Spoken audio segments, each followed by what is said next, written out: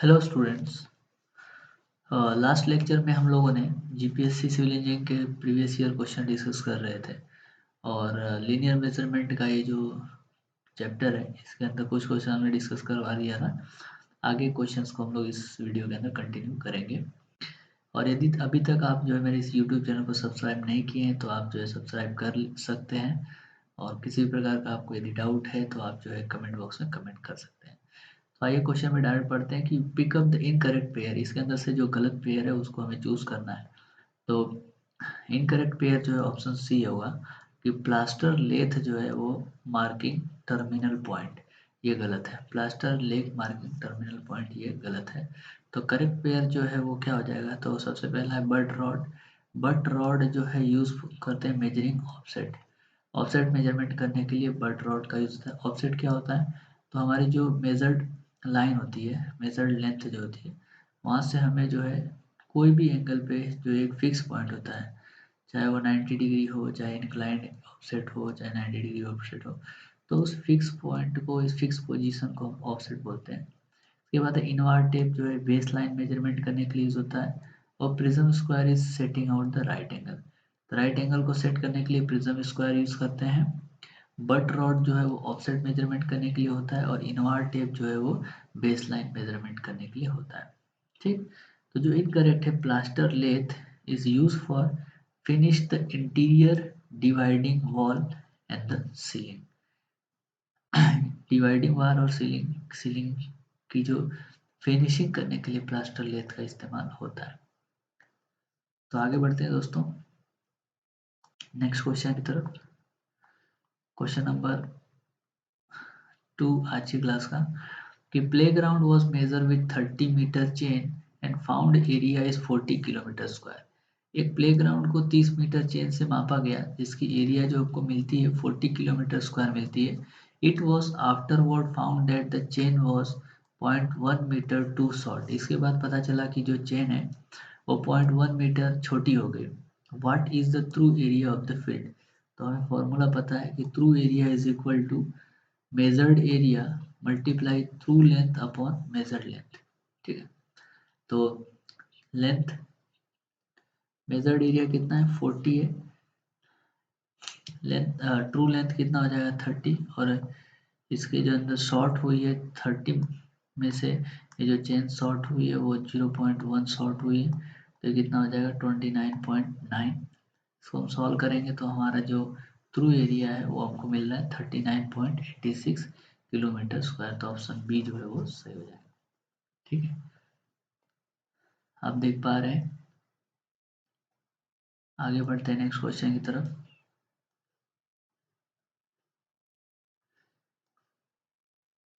Measuring with a 30 metre chain, एक distance को 30 metre की चेन से मापा गया which is 0.041 metre too short introduce as.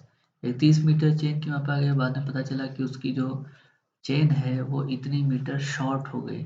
तो जो एरर आएगा वो क्या होगा? एरर जो होगा positive compensating error, negative compensating error, positive cumulative error and negative cumulative error.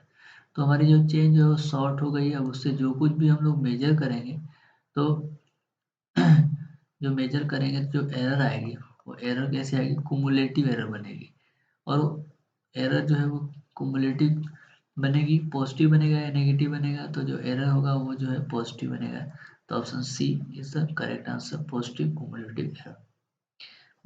Behind this what will be the reason कि when a 30 metre chain is too short by 0.41 metre, तो इसकी जो एग्जैक्ट लेंथ हो जाएगी वो 29.595 हो जाएगी। और distance will be measure according to as per this. तो जो डिस्टेंस माप के आंसर आएगा वो इस चेन से आएगा। देयरफॉर जो एक्चुअल जो डिस्टेंस होगा वो क्या होगा? ज़्यादा होगा विथ अ मेजर्ड लेंथ। ठीक है। So error is a cumulative added which is positive, so that the positive cumulative error. तो जो चेन है आपकी 30 मीटर की, वो जो चेन जो है छोटी हो जा रही है और एक्चुअल जो डिस्टेंस होगा वो क्या हो जाएगा? उससे ज़्यादा डिस्टेंस आ जाएगी। तो हमें जो है उसका क्या करना पड़ेगा? एरर जो है पॉजिटिव होगा और करेक्शन जो होगा वो क्या हो जाएगा? नेगेटिव होगा। हमें पता है कि एरर और करेक्शन जो है एक दूसरे के अपोजिट नेचर के होते हैं. Okay. Now next question is, consider the following is a line ranger, reciprocal ranging, random line ranging, and optical square. Which of these are employed to solve the problem of vision obstructed but chaining free? So ऐसे कौन सा equipment जो है जहाँ पे vision obstruction होता है और चैनिंग फ्री होती है उसको आसानी से मेजर कर सकते हैं. तो विजन ऑब्स्ट्रक्टेड, चैनिंग फ्री. चैनिंग फ्री मतलब आसानी से हम लोग चैनिंग कर सकेंगे. कौन से इक्विपमेंट से इजीली चैनिंग हो सकता है? तो रैंडम लाइन रेंजिंग हो सकती है. रेसिप्रोकल रेंजिंग के अंदर भी चैनिंग किया जा सकता है. लाइन रेंजर के अंदर जो है ऑप्शन बी इसका करेक्ट आंसर है. सेकेंड और थर्ड के केस के अंदर हम लोग जो है विजन ऑब्स्ट्रक्टेड हो सकता है. यदि विजन ऑब्स्ट्रक्टेड होगा तो ऑप्टिकल स्क्वायर से हम वर्क नहीं कर सकते. लाइन रेंजर के लिए भी विजन की जरूरत पड़ती है. तो ऑप्शन सेकंड और थर्ड जो है बिल्कुल सही है. Obstruction in the vision but the चैनिंग can, random line ranging और रेसिप्रोकल लाइन रेंजिंग. ठीक, चलिए आगे बढ़ते हैं नेक्स्ट क्वेश्चन की तरफ. देखिए क्वेश्चन नंबर नेक्स्ट कि the magnitude of A sag correction. तो सैग करेक्शन जो है ऑलवेज क्या होता है? नेगेटिव करेक्शन होता है. During the measurement of length by chaining is proportional to. Magnitude of sag correction during measurement of length by chaining is proportional to. तो answer इसका सी है. Square of the weight of chain in kg per metre run.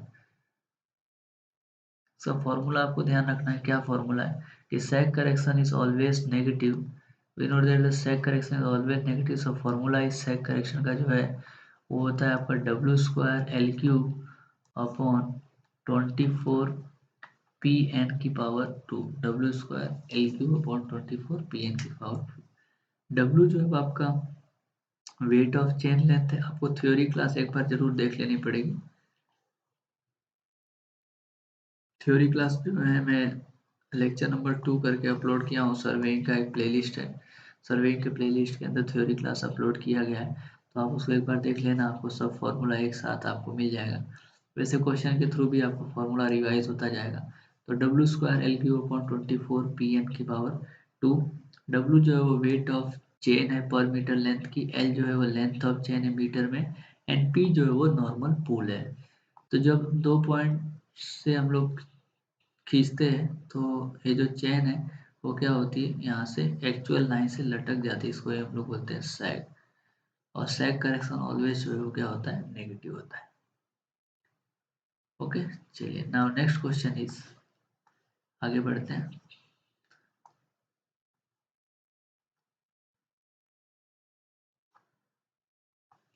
Correction due to sag of the टैब्रिज. देख लीजिए कितने सारे exam के अंदर आया हुआ है. आप इससे से अंदाजा लगा सकते हैं कि ये क्वेश्चन कितना इंपॉर्टेंट है.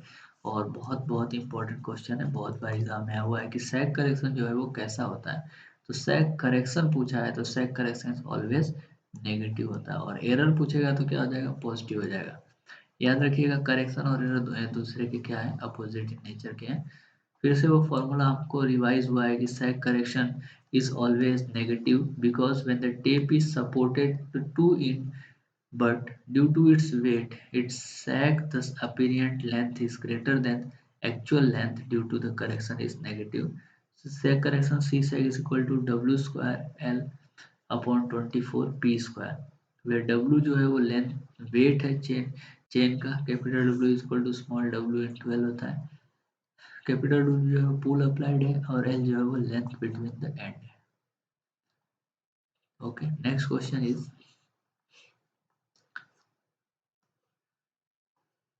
if the actual length of the 20-meter chain is found to be 19.8 metre. एक 20 मीटर की चेन है और बाद में पता चला कि वो चेन जो है वो क्या हो जाएगी? हो गई है 19.8 मीटर हो गई है. Then the actual length of the line measured as per 100-meter chain will be. तो measured length हमको पूछा है तो answer true length multiply length of chain is equal to measured length multiply L dash of chain. तो true length कितना है 100 है, L जो है वो कितना है हमारे पास 20 मीटर है, मेजर लेंथ हमको पूछा है 19.8 हमको दिया हुआ है वैल्यू। ठीक है, इसको सॉल्व करेंगे तो हमको जो है आंसर मिल जाएगा। Correct length, correct length chain is measured, corrected length of the tape is 20 is given, incorrect length is 100 and incorrect length of the tape is given 19.8। Actual length दिया हुआ है,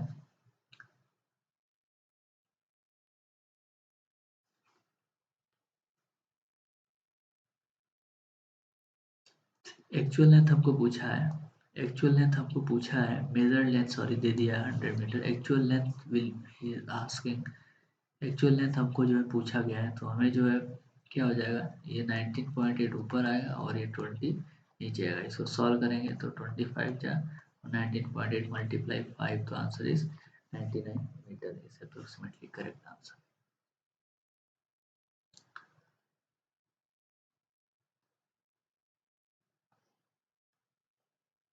next question is systematic error are those error, systematic error कैसे होते हैं, whose effect are cumulative and can be determine. Systematic error का जो effect है वो कुमुलेटिव होता है, एक के बाद जो एरर है वो क्या होता है, इंक्रीजिंग ऑर्डर में बढ़ता ही जाएगा, तो answer is A. Systematic error और cumulative error is an error under the same condition will always be of the same size and the sign, and systematic error always follow the some definite mathematical or physical law, and the correction can be determined and applied। तो systematic error जो है वो increasing order की होती है और directly proportional to under root L होता है, ये भी याद रखिएगा। Next question is what is the angle between the two plane mirror of an optical square? Very important question, simple question कि दो plane mirror optical square के बीच का जो एंगल होता है वो कितना होता है, तो आंसर इज 45 डिग्री। चलिए आगे बढ़ते हैं नेक्स्ट क्वेश्चन की तरफ। Triangulation is based on the principal that knowing has, triangulation जो है किस प्रिंसिपल पर बेस्ड है, तो triangulation is based on the principal on one side and three angle the remaining side can be calculated precisely. यदि हमें जो है एक साइड और एक तीन एंगल दिया है तो रिमेनिंग साइड आसानी से फाइंड किया जा सकता है। Triangulation is based on the principal that knowing one side and three angle the remaining side can be calculated very easily और precisely और accurately। मीन्स यदि आपको एक साइड दिया है और तीन एंगल दिया है तो भी आप आसानी से बाकी अदर साइड जो है कैलकुलेट कर सकते हो, इसी को हम लोग बोलते हैं triangulation. Metallic tape is made up of, metallic tape किस चीज का बना होता है, तो answer is cloth interwoven with metallic fibre.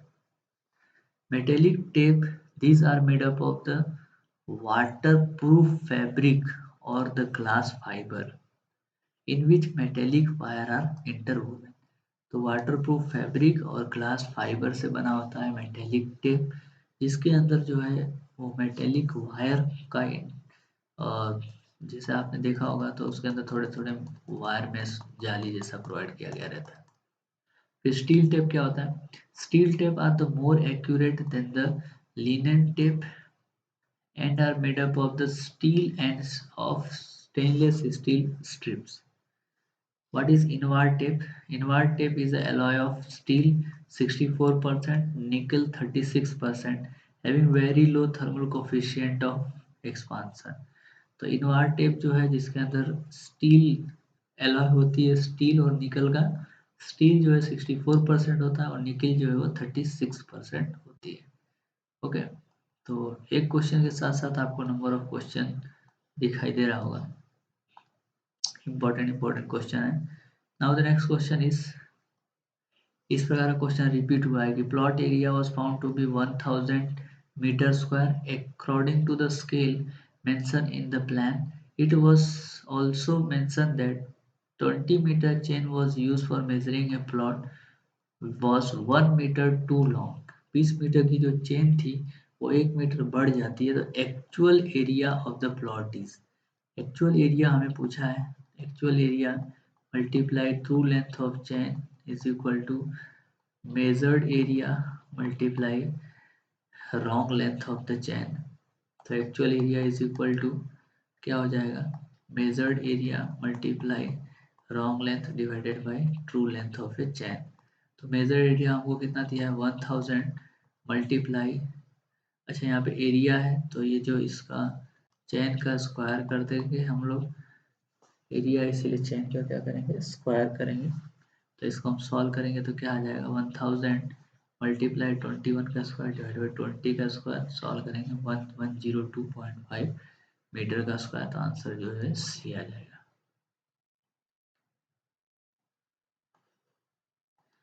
Next question is if a slope of a ground is 3 metre then the gradient can be represented as, कोई ground है उसका स्लोप जो 3 डिग्री दिया है, तो जैसे ये हाइट हो गया और ये बेस हो गया, तो एच अपॉन 3 जो है वो 3 डिग्री दिया है, तो H upon B is equal to tan theta हो जाता है। तो इतना आ गया answer, H upon B is equal to tan theta. तो इसका ग्रेडियंट जो है उसको सॉल्व करेंगे तो आंसर आ रहा है 1/19। वेरी वेरी इंपॉर्टेंट क्वेश्चन, इतना इंपॉर्टेंट क्वेश्चन है ये, इसको आईएमपी लेके चल सकते हो आप। चलिए नेक्स्ट क्वेश्चन इज, आगे बढ़ते हैं। Normal tension for a tape is defined as the pull, what is meaning of normal tension, तो खींचेंगे उसको तो equalize the effect of sag, मतलब क्या करता है कि जब सैग है ये, नॉर्मल टेंशन क्या करें, जब इसको खींचोगे आप तो क्या हो जाएगा, ये सीधा हो जाएगा कि नहीं हो जाएगा, जब सीधा हो जाएगा तो इसी को हम लोग बोलते हैं इक्वलाइज हो गया। मतलब जो सैग हुआ है, जो सैग करेक्शन हुआ है, ये जो सैग करेक्शन हुआ है वो क्या हो जाएगा, इक्वलाइज हो जाएगा, मतलब ये सीधा स्ट्रेट लाइन पे आ जाएगी। ठीक, चलो नेक्स्ट क्वेश्चन की तरफ बढ़ते हैं आगे, कि the operation of stabilizing the number of intermediate point on a straight line between the two fixed endpoint on the ground is known as, answer is intermediate point ground के अंदर जो fix point होता है उसको बोलते हैं ranging, क्या बोलते हैं रेंजिंग। मेथड ऑफ लोकेटिंग और establishing the intermediate point on a straight line, कोई भी स्ट्रेट लाइन है उसके अंदर इंटरमीडिएट पॉइंट को लोकेट करने के लिए जो लाइन बनाते हैं हम लोग उसको हम लोग बोलते हैं रेंजिंग, क्या बोलते हैं रेंजिंग। फिक्स पॉइंट और to survey line is called as ranging point. Next question की तरफ बढ़ते हैं, क्रॉस स्टाफ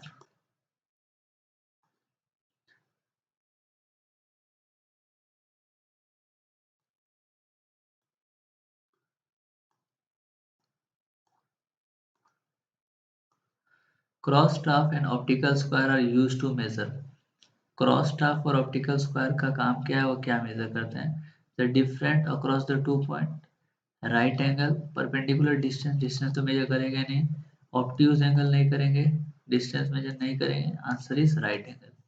ऑप्टिकल स्क्वायर और क्रॉस स्टाफ जो है वो use to measure the right angle. ठीक है, क्या मेजर करेंगे ये, राइट एंगल मेजर करते हैं। तो optical square is more accurate than the cross staff, तो क्रॉस स्टाफ के कंपैरिजन में ऑप्टिकल स्क्वायर की एक्यूरेसी जो है वो ज्यादा होती है।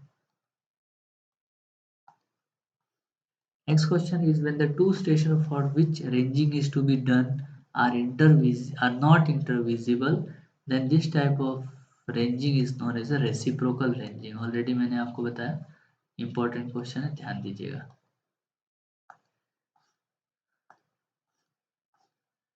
Thank you very much friends for watching this video। और यदि आपको वीडियो अच्छा लगा है तो आप चैनल को लाइक कर सकते हैं, सब्सक्राइब कर सकते हैं और शेयर कर सकते हैं अपने दोस्तों के साथ एज मच एज पॉसिबल।